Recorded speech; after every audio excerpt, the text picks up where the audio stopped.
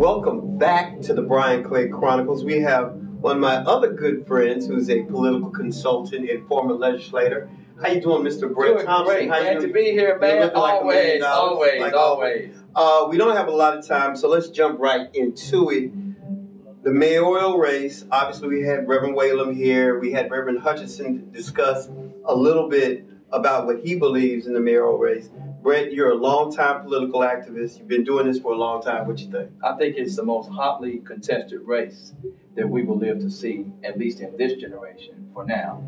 And I think the most important issue that people are going to look at is the messaging from the administration as part of the campaign. Okay. I don't think if we discussed it off camera, that the real problem is the mayor per se, although the ultimate responsibility falls back on him. I think there are two issues that the public is looking at. Number one is the messaging coming from the Wharton administration, followed closely, which may or not be true, by a perception that the level of public service may not be where people want it. And I say that, I know you're going to sort of delve into that out there, but I've got a lot of friends who work there, and you do too. We do. But I mean, we talked about the other day, and I think a lot of people feel like you cannot get things done in a timely or reasonable fashion. That's interesting, and you're probably one of the first quote-unquote politicos that actually articulated that and is putting emphasis on the administration. And to make it plain, you don't think, and from what we've heard, that there is quality access coming from the administration. I think two things. I think people want a degree of sensitivity. Having practiced law. People want to feel like they have their day in court. Okay. Now, I think the mayor's great, and I would say this if I didn't work for him or not. But let me say this. There are a vast number of people out there who, based on the messaging that's coming from the office, sitting in the green room, so to speak, the conversation persists in and outside of Memphis that the administration has focused almost exclusively on dog trails, on bike trails, and matters of that nature. How does he beat that? Well, I think you've got a short window of opportunity to message better. That's the very first thing. You think it's going to be genuine coming from? It's going to have to be based on the facts. The mayor is a great lawyer. He's a great public servant.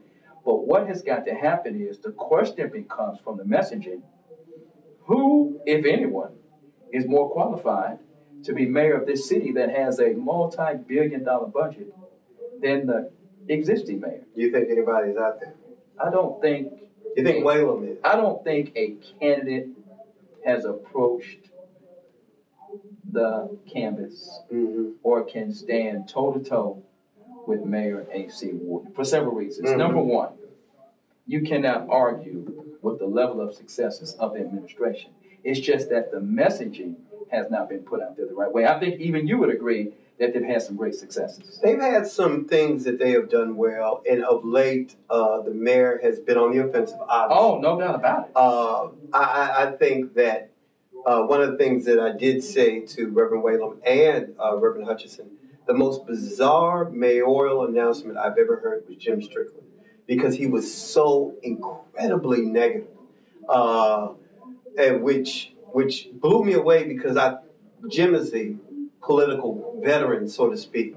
However, I think the common person that walks up and down the street says that, hey, Wharton does not, he doesn't meet the needs that I have. And I'm wondering, and even I've had to check myself, because I know I've been hard. You post a number of things, but I think for the most part you're very accurate. You're not negative. You're very accurate in terms of your factual approach. But I wonder if, and I even say this out loud, if he is a victim of not being Harrington, because Harrington was so congenial. Sound bites. And he had an affinity to the people. We have a mayor that is truly an administrator. He is a great manager. And a good lawyer. A phenomenal, a profound litigator. And he knows the art of settlement, offer, and compromise. To a great degree, there are a number of people who think they can approach that level. What you must look at, though, is the accomplishments and the messaging. There are a number of things that are happening there. For instance, the largest minority contract ever awarded was under the Harrington and was that the I should say the Wharton administration with the Electrolux contract. The Electrolux. $9 million to the Willie Nelson and friends and others. Okay, it was a great contractor.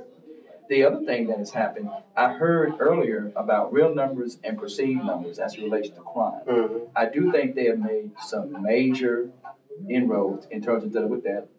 Most people, one of the greatest things I think he ever did was name Tony Armstrong as police director. Tony's done a fantastic. Oh, he is just a dream come true, and will soon be leaving. I understand in the next 2 years. The administration must face the fact that they have a public relations issue. We've got about 50 seconds, Bret, and Bret is another person I could sit and talk to for hours. Very briefly, District 7, Berlin Boyd was just named. What's your opinion on? I like Berlin. Of course, my candidate of choice was Brian Carson. And let me tell you publicly what I told Brian Carson privately yesterday. His decision is real simple.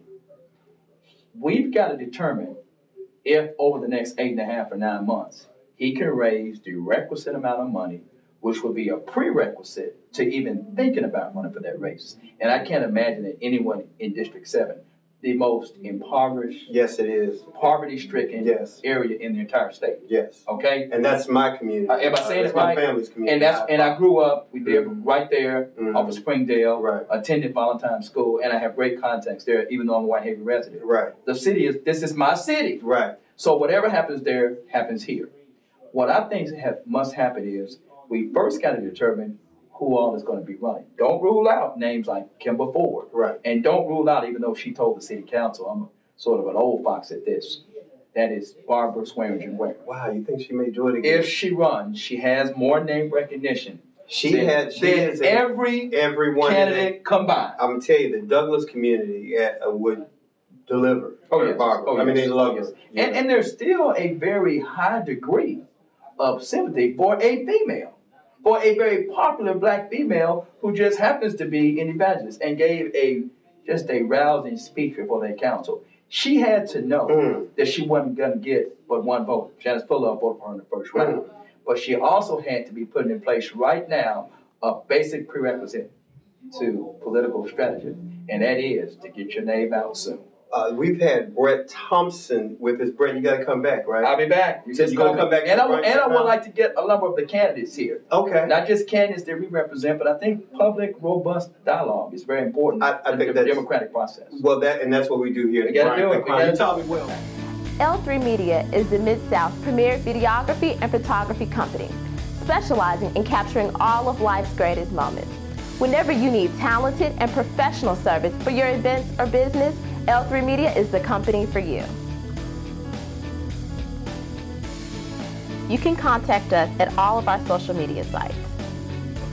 You can like us on Facebook, check out our website, follow us on Twitter, or always feel free to email us. We are L3 Media. Give us a call today